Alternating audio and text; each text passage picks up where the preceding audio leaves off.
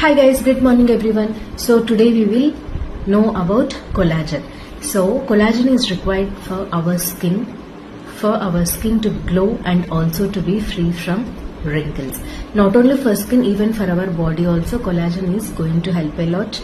So it helps us to have good and healthy cartilage and to improve our synovial fluid so that we will be away from all our bone and joint health issues, and also reverse aging or anti-aging also it will happen. Then what needs to be done? So we have to avoid ice creams, we have to avoid junk food, we have to avoid high carbohydrates, and we have to give optimal protein intake that our body requires, and we need to have proper sleep, and vitamin C rich foods also we have to take, so that vitamin C helps our body to secrete more amount of collagen, and also all the seeds and nuts which are high in zinc to be taken.